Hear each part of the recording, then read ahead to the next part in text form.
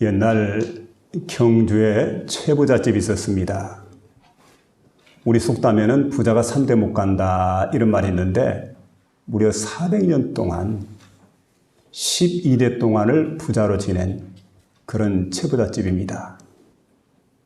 근데 이렇게 오랜 기간 동안에 부를 유지할 수 있었던 그 가문에 철학이 있었습니다. 6가지 철학이 있었는데 얘기를 들어보니까 이렇게 얘기를 합니다. 첫째로는 이 가문에 있는 모든 사람들에게 벼슬을 하되 진사 이상을 하지 말아라. 왜냐하면 당쟁에 휩싸이기 때문에. 그러면 이제 결국 결과가 좋지 않죠. 그래서 그 진사 이상의 벼슬은 갖지 말아라. 그리고 재산을 갖되 만석 이상은 소유하지 말아라. 근데 어느 해 보면 농사가 잘 됩니다. 풍년이 듭니다. 수확물이 많아지게 됩니다. 이럴 때 만석을 넘게 되면은 자신의 밭을 농사짓는 사람들에게 그 소작료를 낮춰주는 겁니다. 그러니까 우리 속담에 사촌이 논을 사면은 배가 아프다 이런 말이 있는데 경주의 사람들은 최부잣집에서 논을 사면 아주 즐거워했습니다. 왜냐하면 소작료를 낮춰줄 것이기 때문에 기대감을 갖고 좋아했다는 그런 얘기죠. 또 그런가 하면 나그네들을 선대하는 그런 습관이 그 집안에 있었습니다. 그래서 당시에 보면은 여관이 변변치 않았던 그런 시대입니다. 그리고 이제 집을 떠났던 많은 나그네들, 그 중에 하루 저녁에 100여 명 정도가 자신의 집에서 유숙을 하게 됩니다.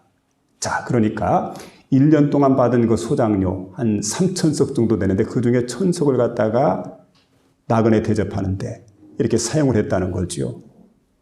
그런가 하면 여러분 흉년이 들 때가 있습니다. 흉년이 드는 애는 절대로 남의 논이나 밭을 사지 마라. 그때는 가격을 얼마든 싼 가격으로 살 수가 있어요. 그런데 그래도 사지 말아라. 이게 이 가정의 윤리였어요. 또 그런가 하면은 이 최부잣집에 시집온 며느들이 있습니다. 그 며느들은 3년 동안은 절대로 좋은 옷 입지 말고 무용 옷을 입고 지내라. 왜냐하면 무명 옷을 입고 지내면서 당시에 이런 며느들에게 그 열쇠가 들어옵니다. 그 쌀이 담겨져 있는 창고를 관리할 수 있는 그런 열쇠.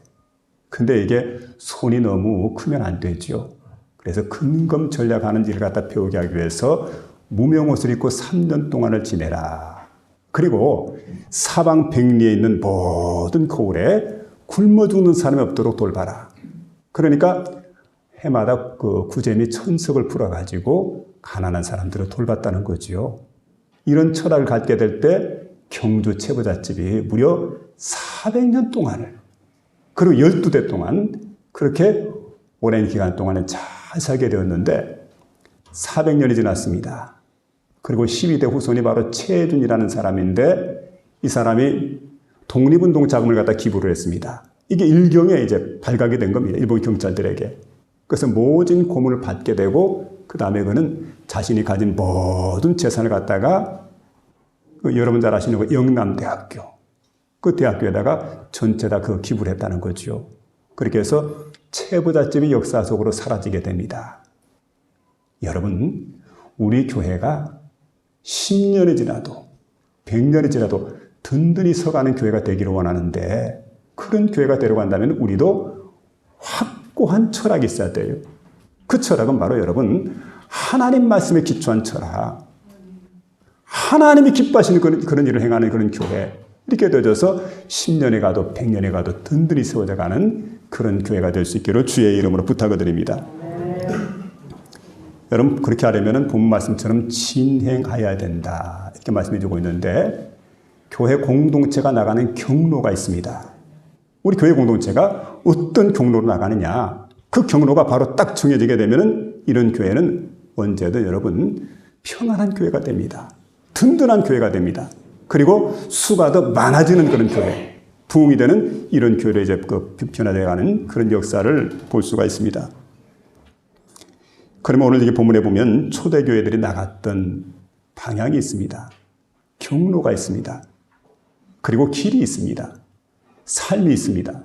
초대교회가 어떤 방향으로 어떤 경로로 어떤 길로 어떤 삶을 살았던가 하는 것을 생각해 보는 가운데 저와 여러분의 마음속에 이 시간에 크신 은혜가 임하는 복된 시간 될 수 있기를 주의 이름으로 부탁을 드립니다. 먼저는 평안하여 든든히 서가는 교회 이렇게 소개해주고 있는데 그리하여 온 유대와 갈릴리와 사마리아의 교회가 평안하여 든든히 서가고 오늘 본문에 그렇게 말씀해주고 있습니다. 여러분 여기 보니까 교회가 평안해졌다. 한마디로 말하면 교회에 평화의 시기가 도래했다. 그와 같은 말씀입니다. 왜 평화로운 시기가 도래했을까요? 우리가 성경 읽을 때 지금까지 이걸 잘 몰랐습니다. 그냥 근성으로 쭉 지나가 버렸는데 오늘 얘기 보니까 다시 한번 생각해 보세요. 평안이라고 할 때 평화의 시기가 도래했다는 거죠. 아니 교회가 핍박이 있고 박해가 있는데 무슨 평화 시대. 근데 여러분 생각해 보세요. 당시에 예루살렘 교회에 큰 핍박이 일어났습니다. 교회가 왜 핍박을 당했냐? 할 일을 하지 않게 될 때. 자, 성령 받은 하나님의 종들이, 은혜 받은 하나님의 종들이 예루살렘에 모여가지고 여기가 좋사오니 하고 예루살렘 교회만 모였는데 하나님 그걸 원치 않았어요. 흩어져서 복음 전하기를 원했는데 사인을 보내도 사인을 깨닫지 못합니다. 그럴 때 꽝 하고 포탄이 떨어지는 것처럼 예루살렘 교회에 큰 핍박이 가해지게 됩니다.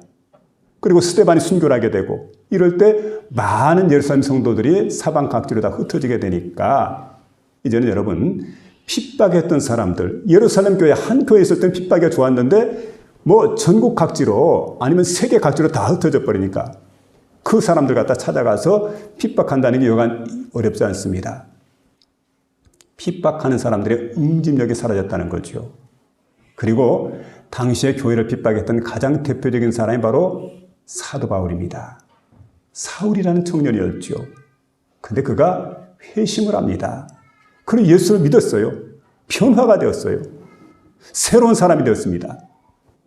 자, 그러니까 지난날 가장 핍박하는데 선두에서도 주도적인 인물이었던 사울이 이제 바울로 바뀌어지게 되죠. 그리고 변화, 회심에 일하게 될 때 이제 그들은 주도자를 잃어버리게 되는. 그리고 또 한 가지는 뭐냐면 당시에 로마 황제입니다. 이 정치적 상황인데 로마 황제 그러면 첫 그 일대가 가이사 아구스토입니다. 아우구스투스. 2대 황제가 티베리우스. 3대가 칼리굴라입니다. 칼리굴라가 황제 위에 오르게 될 때 그는 이상하게 미신적인 사람이었습니다.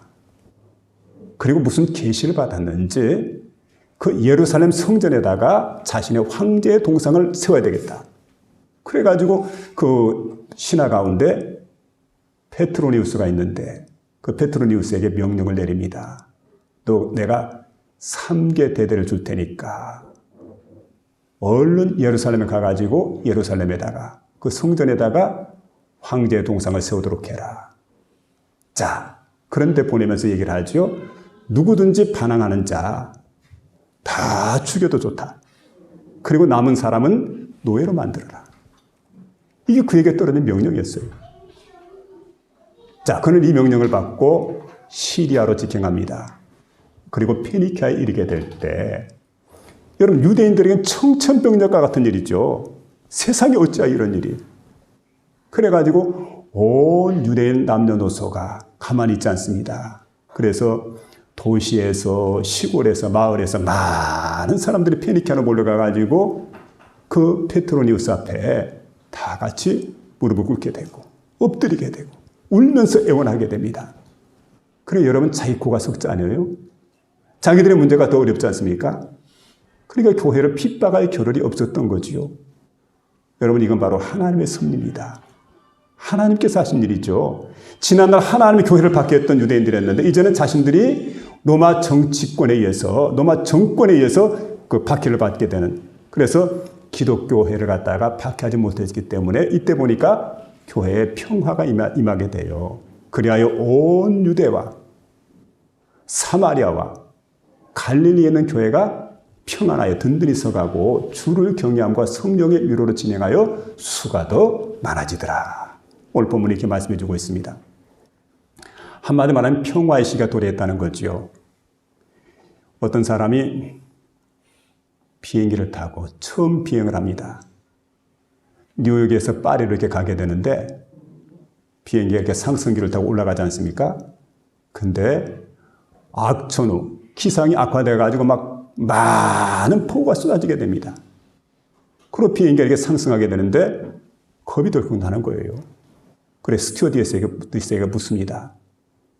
이 비행기가 안전하게 운항할 것 같습니까? 우리 여행이 안전합니까? 물으니까 그는 웃으면서 대답을 합니다. 간단하게 대답하죠. 예, 성층권에는 쾌청하답니다. 더 말해서 무슨 필요가 있어요? 조금 더 올라가면 쾌청한 장소입니다. 그러니 걱정할 거 겁낼 거 전혀 없는 거지요. 여러분 그렇습니다. 우리가 우리 지식으로 알지 못해요. 우리 이성으로 깨닫지 못합니다. 그런데 영적 성층권이 있다는 거죠. 그 영적 성층권 아주 평화로운 곳이죠. 여러분 이게 어떻게 되냐면은 그리스도 예수께서 우리 마음속에 평화를 주시는 겁니다. 평안을 너에게 주노니 곧 나의 평안을 너에게 주노라. 내가 너에게 주는 것은 세상이 주는 것 같지 아니하니 너희는 마음에 근심도 말고 걱정도 마라. 두려워하지도 마라. 말씀해 주고 있습니다. 여러분 그 평화를 주님께서 우리에게 주시는 거지요. 그래서 우리 마음속에 참된 영적 평화의 그 성층권이 이루어지게 된다는 거죠. 교회가 평안해질 때는 어떨 때입니까? 이런 사람들이 모이게 되면 주께서 주신 평화를 받은 사람들이 모이게 될 때 교회는 평안해지게 해요. 그리고 개개인의 심령은 평안해지게 되는 그런 복된 역사가 일어나는 걸 보게 됩니다. 평안한 심령, 평안한 교회는 뭘 해야 될까요? 썩어져가는 구습을 쫓는 옛사람을 벗어버려야 됩니다. 그래서 에베소 4장 22절에 보니까 오직 너희는 마음을 새롭게 함으로 변화를 받아. 여러분 이게 중요하지요. 그리고 너희는 유혹의 욕심을 따라 썩어져가는 구습을 쫓는 옛사람을 벗어버리고 오직 마음을 새롭게 되어 하나님을 따라 의와 진리의 거룩함으로 지으심을 받은 새 사람을 입으라. 이렇게 말씀해 주고 있습니다. 그 다음에 여기 보니까 든든히 서가는 교회 이렇게 말하고 있는데 어떻게 해서 교회가 든든히 서갔는가? 평화로운 시기가 되었기 때문에 교회는 이런 때에 든든히 서가던 그런 교회가 되었다는 거죠. 뿌리를 깊이 내리게 되고 그리고 여러분 하나님과 잇대어지는 겁니다. 영원한 세계와 잇대어지는 겁니다. 그러니까 세상에 쓸모없는 것들에 관심 갖는 게 아니고 여러분 하나님에 대해서 천국에 대해서 관심을 갖게 되고 그 세계에 잇대어져 가면서 교회가 든든히 서가게 되는 그런 아름다운 교회가 되었다. 이렇게 말씀해 주고 있습니다. 여러분 평화의 시기에 교회가 힘을 얻었습니다. 체력을 회복했습니다. 그리고 건강한 교회가 되었다는 거지요. 그리고 조직력과 응집력이 강해져 갑니다. 그리고 결속력이 단단해졌습니다. 오늘 본문에 보니까 온 유대와 갈릴리와 사마리아에 있는 교회가 평안하여 든든히 서가고 이렇게 말씀해 주고 있는데 여러분 이 부분에 그 하나의 정관사가 있습니다. 세 지역의 교회를 연결시켜 주는 것이 뭐냐면 박해를 극복하고 평화를 얻은 교회가 그 평화의 시기에 서로 일치했다는 거죠. 그래서 우리 하나님 앞에 기도했는데 하나님 우리 교회의 평화의 시기가 도래할 수 있도록 도와주세요. 그리고 일치하는 운동에 앞장서는 교회가 되게 해주세요. 이렇게 해서 날마다 평안하고 든든히 서져가는 그런 교회가 될 수 있기를 주의 이름으로 부탁을 드립니다. 두 번째는 하나님을 경외한다 하는 말씀인데 평안하게 든든히 서가고 하나님을 경외했다. 하나님을 경외한다는 말은 뭘까요? 경외한다. 이건 두려워한다는 말이죠. 또 하나는 공경한다는 말입니다. 공경하면서 두려워한다. 그러니까 하나님을 두려워한다는 그런 의미입니다. 우리는 하나님을 두려워해야 됩니다. 당시 여기 보니까 예루살렘 교회와 이방인 있는 교회들 간에 교리적 갈등들이 굉장히 많았습니다. 그런데 사도 바울이 나타났어. 그가 회심하고 난 다음부터 교리적 갈등이 사라지게 되고 신학적 문제가 잘 해소가 되면서 이방에 있는 교회들이 뭘 했느냐. 이 교회들이 하나님을 경외하기 시작을 합니다. 그리고 하나님을 두려워하는 거지요. 하나님을 떨리는 마음으로 섬기는 겁니다. 하나님 앞에 여러분 하나님을 공경하는 마음들이 중요하고 하나님을 두려워하는 마음이 중요합니다. 우리가 아빠의 권위가 요즘에 참 많이 그 땅에 떨어졌습니다만은 아버지 그럴 때 성경적 아버지상을 한번 생각해 보세요. 성경적 아버지상을 보면 근엄합니다. 엄격합니다. 그리고 아버지가 어떻게 하면 두려움의 대상이죠. 근데 어떻습니까? 속으로는 애정이 많아요. 굉장히 정이 많고 너그러운 그런 아버지입니다. 그런데 여러분, 겉으로 표현할 때는 이렇게 표현하지 않습니다. 겉으로는 좀 어떻게 보면 딱딱하고 좀 율법적이고, 그리고 어떻게 보면 너그러운 것 대신에 아주 두려운 그런 모습으로. 여러분, 이렇게 해가지고 당시 보니까 아버지의 권위를 세우는 겁니다.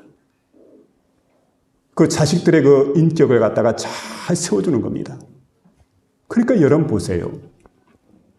지금 영국이라고 하는 나라 같은 경우에는 지난번에도 말씀드렸습니다만은 자식들을 교육할 때 잘못하면 엄하게 꾸짖는다는 거죠.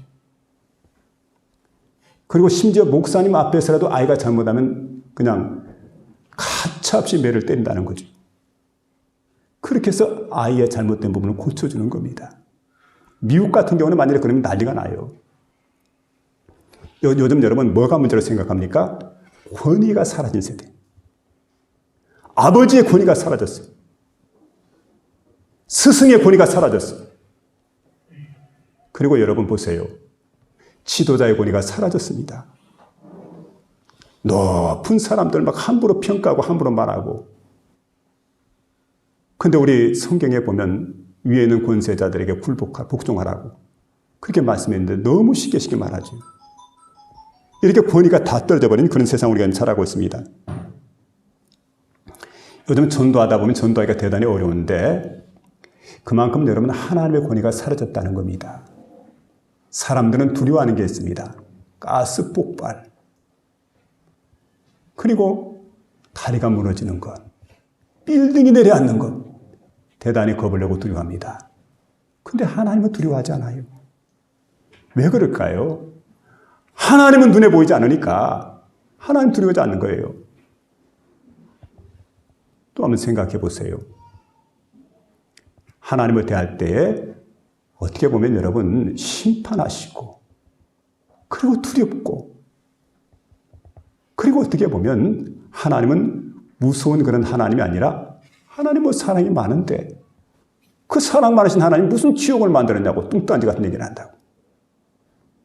그리고 예수 믿으면 모든 게 자유인데 그러고 마음대로 행동을 합니다. 하나님 앞에 경거망동이에요. 여러분 이렇게 되다 보니까 어떻게 됩니까? 결국은 우리가 잃어버린 것들이 많이 있습니다. 하나님은 사랑만 베푸신 하나님이다. 그러면서 내 마음대로 살아가다 보니까 한국교회가 잃어버린 것들, 타락하고 그리고 교인들이 아무렇게나 살면서 세상 사람들에게 욕먹는 짓을 다 하고 살아가는 그런 세상이 되어버렸어요. 그러니까 여러분 전도한다는 게 얼마나 힘들고 어려운지 모릅니다. 초대교회는 어떻게 해서 교회가 성장했냐? 주님에 대한 두려움 속에서 교회가 성장했다는 거예요. 주님을 경외하는 마음이 그들의 마음속에 충만했던 걸 보게 됩니다. 주를 경외함과 성령의 위로로 진행해서 이게 말씀하죠. 주를 경외하는